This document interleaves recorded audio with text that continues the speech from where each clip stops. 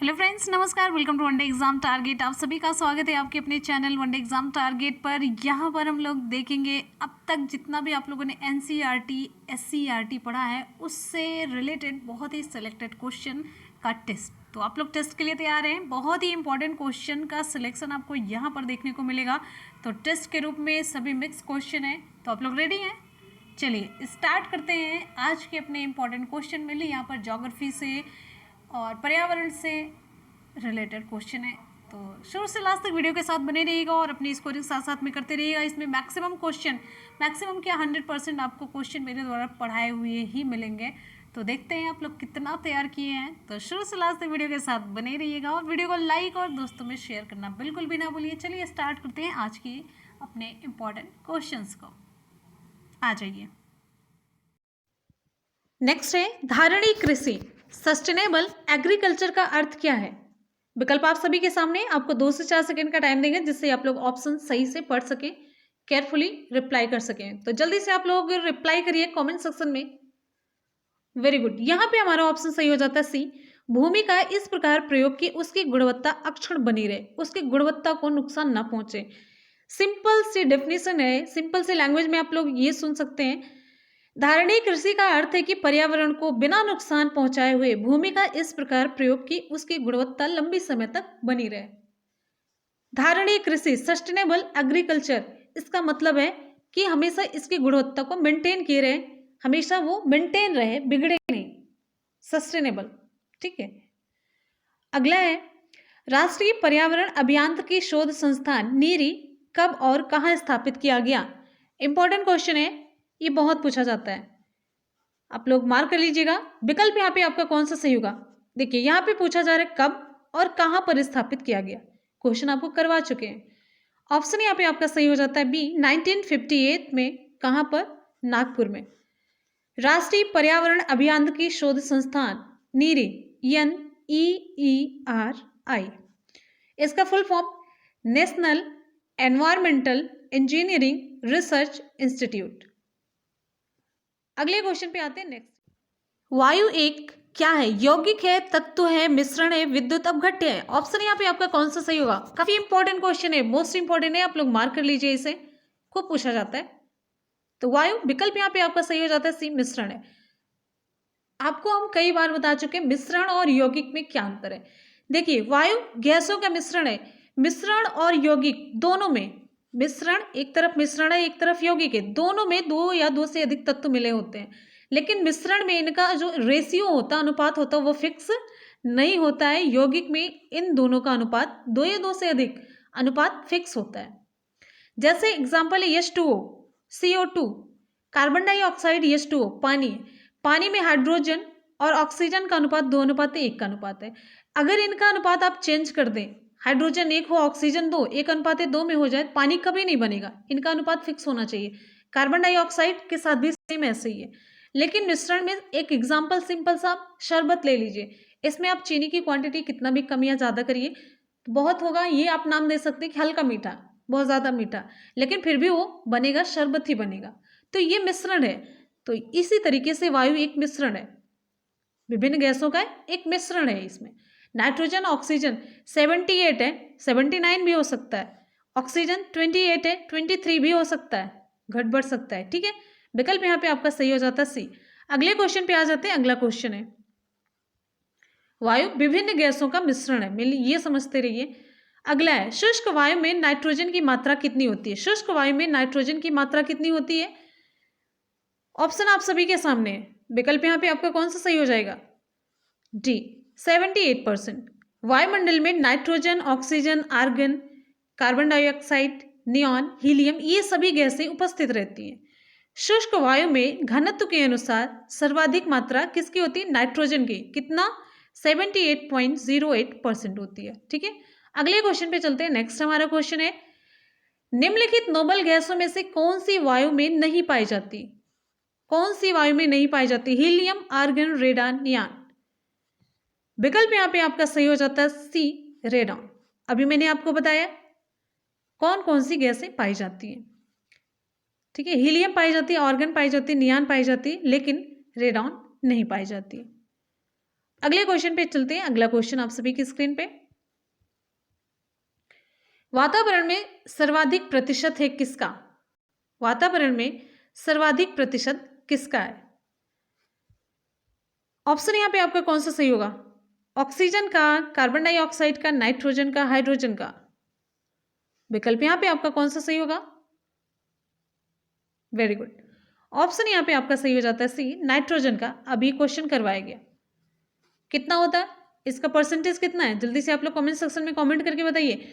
और जितने भी स्टूडेंट अभी वीडियो को देख रहे हैं तो फास्ट रिप्लाई करिए, एकदम से एक्टिव होकर के, एनर्जी के साथ, एनर्जेटिक रहिए ना। अगर आप लोग वनडे एग्जाम टारगेट चैनल के साथ जुड़े हुए हैं तो आप में कुछ एनर्जी तो होनी ही चाहिए, एकदम से अच्छे लेवल की एनर्जी होनी चाहिए, जो कि आपके लिए ज़रूरी है। इनएक्टिव फॉर्म में नहीं रहना है, बिल्कुल भी एक्टिव रहिए, ठीक है। और ऑनेस्टी के साथ सारी रिप्लाई आप लोग कमेंट सेक्शन में देते रहिए, जिससे कि मुझे पता चल सके आप लोग चीटिंग बिल्कुल नहीं करते हैं, ठीक है। चलिए अगले क्वेश्चन पे आ जाते हैं। नेक्स्ट है, हवा में जिस गैस की मात्रा सबसे अधिक है वह कौन सी है? कौन सी है? ऑप्शन यहां पे आपका सही हो जाता है डी, नाइट्रोजन। उत्तर एक ही है, क्वेश्चन डिफरेंट डिफरेंट है, आपको थोड़ा सा भी कंफ्यूजन ना हो, इसीलिए सारे क्वेश्चन को मैंने इंक्लूड किया यहाँ पे, ठीक। अगले क्वेश्चन पे आ जाते हैं। नेक्स्ट है, यदि पृथ्वी पर पाई जाने वाली वनस्पतियां, पेड़ पौधे समाप्त हो जाएं तो किस गैस की कमी होगी? आपको बताना है यहाँ पे। ऑप्शन यहाँ पे आपका कौन सा सही होगा? कार्बन डाइऑक्साइड, नाइट्रोजन, जलवाष्प या ऑक्सीजन? विकल्प यहाँ पे आपका सही हो जाएगा डी, ऑक्सीजन। देखिए, पेड़ पौधे, ये जो वनस्पतियां अगर वो समाप्त हो जाती है तो किस गैस की कमी हो जाएगी? ऑक्सीजन की। क्यों? क्योंकि पेड़ पौधे फोटोसिंथेसिस की प्रक्रिया में कौन सी गैस बाहर निकालते हैं? ऑक्सीजन। और कार्बन डाइऑक्साइड गैस ये लोग लेते हैं। प्रकाश संश्लेषण, फोटोसिंथेसिस, यानी कि पौधों के भोजन बनाने की प्रक्रिया, इसी के माध्यम से पौधे अपना भोजन बनाते हैं। और इसमें कौन सी गैस यूज करते हैं? Carbon dioxide. और कौन सी गैस रिलीज होती है? ऑक्सीजन। तो जब पेड़ पौधे नहीं रहेंगे तो किस गैस की कमी होगी? ऑक्सीजन की, ठीक है। अगले क्वेश्चन पे चलते हैं। नेक्स्ट है, निम्नलिखित में से कौन सा कार्य पेड़ पौधों का नहीं है? पेड़ पौधों का कार्य कौन सा नहीं है? कार्बन डाइऑक्साइड का अवशोषण, ये आपके एग्जाम में क्वेश्चन पूछा गया है। कार्बन डाइऑक्साइड का अवशोषण पौधे किस प्रक्रिया में करते हैं? तो यही है, अवशोषण का मतलब एब्जॉर्ब करना, यानी कि ग्रहण करना। किस प्रक्रिया में करेंगे? फोटोसिंथेसिस की प्रक्रिया होगी, ठीक। अच्छा, शोर का अवशोषण आपको बताया गया, ग्रीन मफलर का कॉन्सेप्ट। ग्रीन मफलर का कॉन्सेप्ट, जो पौधे लगा दिए जाते हैं रोड के किनारे, तो इनकी ध्वनियों को क्या करते हैं? एब्जॉर्ब करते हैं। वायु का प्रदूषण, तो विकल्प आपका यहाँ पे सही हो जाएगा सी, वायु का प्रदूषण नहीं करते हैं। पेड़ पौधे कार्बन डाइऑक्साइड का अवशोषण करके ऑक्सीजन मुक्त करते हैं। और विभिन्न क्षेत्रों में देखिए, सड़कों के किनारे हरे वृक्षों की कतारें खड़ी करके ध्वनि प्रदूषण से बचा जा सकता है। और यहाँ पे देखिए ऑप्शन आपका सही हो जाएगा सी, वायु प्रदूषण ये नहीं करते हैं। ये वायु प्रदूषण की रोकथाम में सहायता करते हैं, ऑक्सीजन विमुक्त करके। अगले क्वेश्चन पे चलते हैं। नेक्स्ट है, पर्यावरण अपकर्ष से क्या अभिप्राय है? विकल्प यहाँ पे आपका कौन सा सही होगा? आपको 2 से 4 सेकंड का टाइम देते हैं, जिससे कि आप लोग ऑप्शन सही से चूज कर पाए। पर्यावरण अपकर्ष एग्जाम में क्वेश्चन पूछा जाता है। विकल्प यहाँ पे आपका सही हो जाता है डी, उपर्युक्त सभी। प्राकृतिक आवास का विनाश, जैव विविधता की हानि या प्राकृतिक संसाधनों की क्षरण होने से पर्यावरण को होने वाले नुकसान को पर्यावरण अपकर्ष कहते हैं। अपकर्ष का मतलब मेनली नुकसान से है, कुछ निगेटिव चीज, ठीक है। अगले क्वेश्चन पे आते हैं। नेक्स्ट है, अपक्षय का विचार संबंधित है किससे? विकल्प आप सभी के सामने, जल्दी से आप लोग ऑप्शन चूज करिए, एकदम से फास्ट रिप्लाई होनी चाहिए, बहुत ही बढ़िया। ऑप्शन यहाँ पे आपका सही हो जाता है सी, एक प्राकृतिक क्रिया जो चट्टानों को सूक्ष्म कणों में विभक्त करती है। अपक्षय चट्टानों की टूट फूट की वह क्रिया है जिसके अंतर्गत चट्टानें विघटन और वियोजन द्वारा ढीली पड़कर अपने स्थान पर ही बिखर कर रह जाती हैं। अगले क्वेश्चन पे आते हैं। नेक्स्ट है, निम्न में से किस एक का संबंध पर्यावरणीय सुरक्षा से नहीं है? पर्यावरणीय सुरक्षा से किसका संबंध नहीं है? धारणीय विकास, गरीबी कम करना, वातानुकूलन, कागज के थैलों का प्रयोग। ऑप्शन यहाँ पे आपका सही हो जाता है बी, गरीबी कम करना। गरीबी कम करना पर्यावरणीय सुरक्षा से संबंधित नहीं है। ऑप्शन है यहाँ पे आपका सही हो जाएगा बी।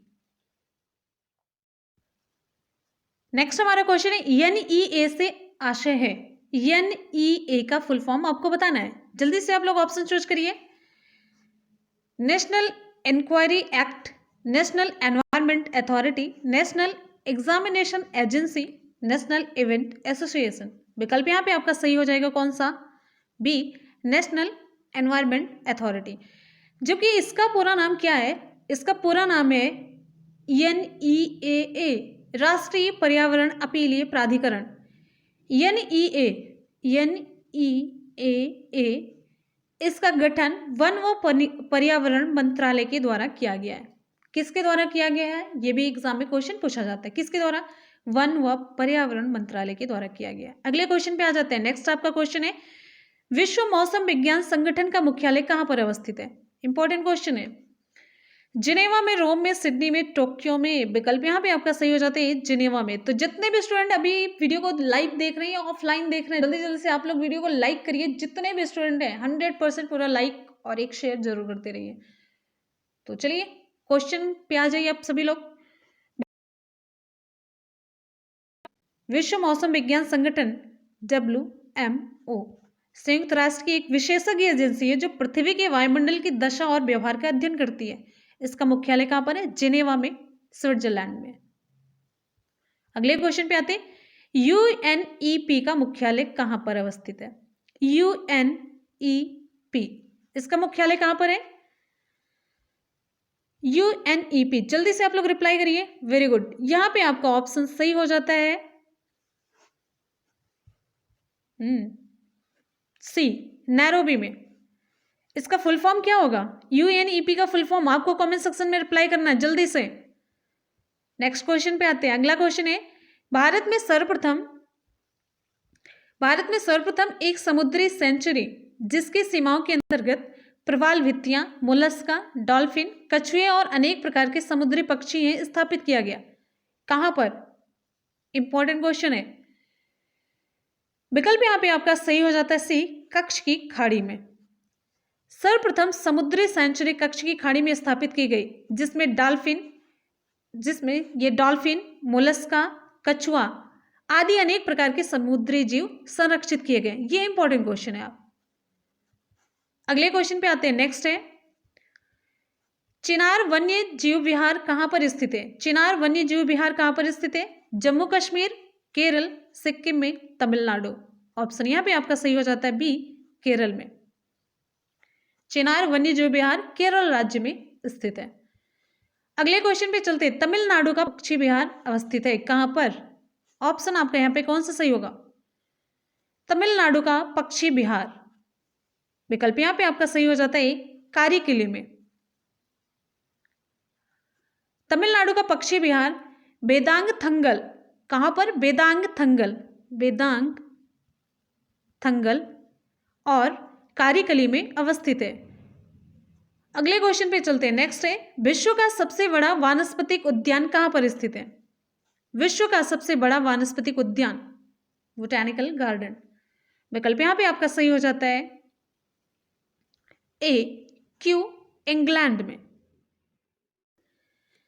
भारत में रैली फॉर वैली प्रोग्राम का आयोजन निम्न में से किस एक समस्या को उजागर करने के लिए किया गया था?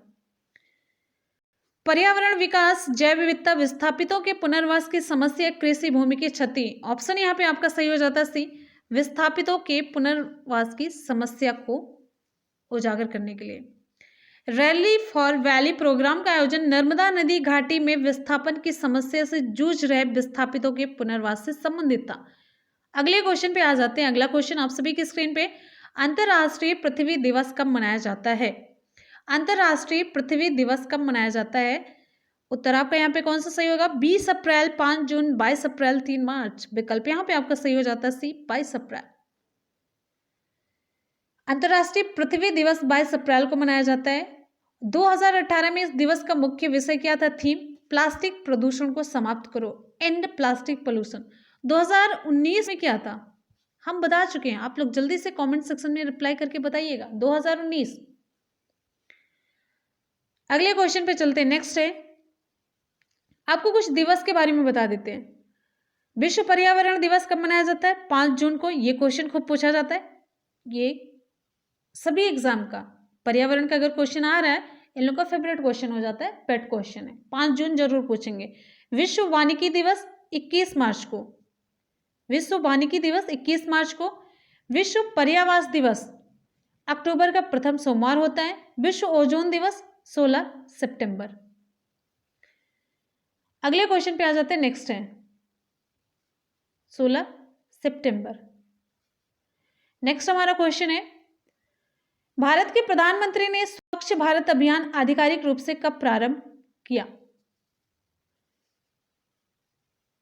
गणतंत्र दिवस पर गणतंत्र दिवस, स्वतंत्रता दिवस, गणतंत्र दिवस, गांधी जयंती, पर्यावरण दिवस। विकल्प यहाँ पे आपका सही हो जाता है सी, गांधी जयंती।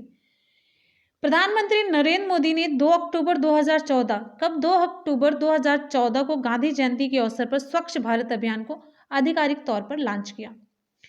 इस अभियान का उद्देश्य था कि वर्ष 2019 में गांधी के जन्म की 150वीं वर्षगांठ तक स्वच्छ भारत के उनके सपने को पूरा करना।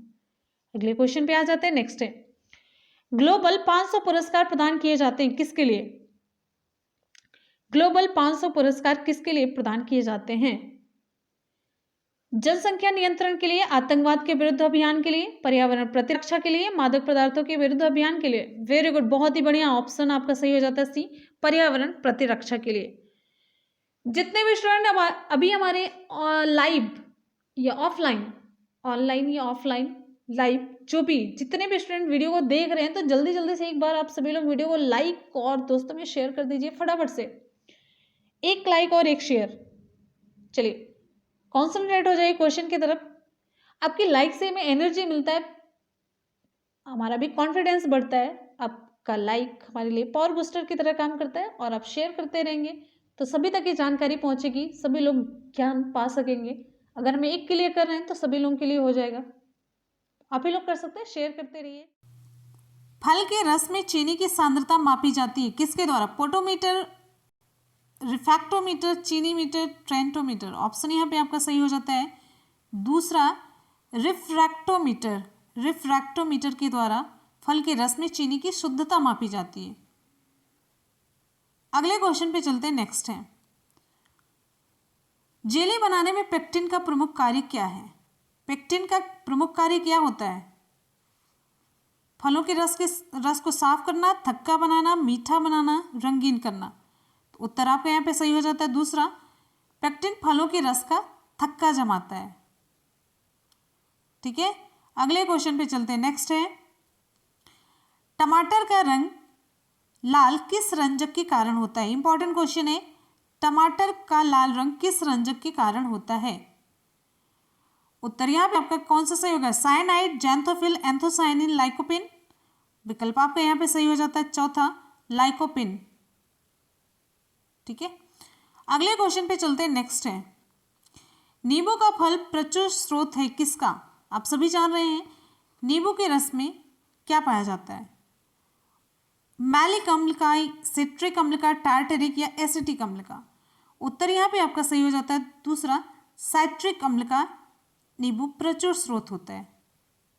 विटामिन सी पाया जाता है ना खट्टे फलों में। अगला क्वेश्चन कौन सा है? केंद्रीय एगमार्क प्रयोगशाला कहाँ पर अवस्थित है? केंद्रीय एगमार्क प्रयोगशाला कहाँ पर अवस्थित है? उत्तर आपका कौन सा सही होगा? पुणे, बेंगलुरु, नागपुर, लखनऊ। ऑप्शन यहाँ पे आपका सही हो जाता है तीसरा, नागपुर। कहाँ पर है? नागपुर में। तो फ्रेंड्स यहाँ पर आज के क्वेश्चन हो जाते हैं कंप्लीट। आपको कैसे लगे? हमेशा की तरह अपना फीडबैक ज़रूर दीजिएगा। और यहाँ पर हम कोई भी क्वेश्चन नहीं पूछने वाले हैं, बस आपको ये बताना है कि आपका कितना सही हुआ, स्कोर कितना हुआ और आपको कितना सही करना चाहिए था। आपने जितना लक्ष्य हासिल किया था, क्या आप उस तक पहुँच पाए हैं कि नहीं? कितना आपको आगे जाना चाहिए था? क्या आपके मन में थोड़ी सी ग्लानि है कि नहीं है कि मैंने इतनी गलती कर दी, जल्दबाजी में गलत किया है, कैसे गलत किया? आप लोग सारी चीज़ें मुझे कमेंट सेक्शन में बताएंगे, मुझे जानना है। ठीक है, कोई क्वेश्चन नहीं पूछा जा रहा है, लेकिन आप लोगों का फीडबैक, यानी कि आप लोगों ने क्या सोचा कि जल्दबाजी में गलत किया है, फिर आपको आ नहीं रहा था, या क्वेश्चन का सिलेक्शन कैसा था, किस तरीके का पूरा वीडियो लगा, तो जल्दी से कमेंट सेक्शन में आप लोग बताएंगे। मिलते हैं फिर नेक्स्ट वीडियो में, तब तक के लिए good bye and take care, love you all, thank you so much, bye and take care, जय हिंद।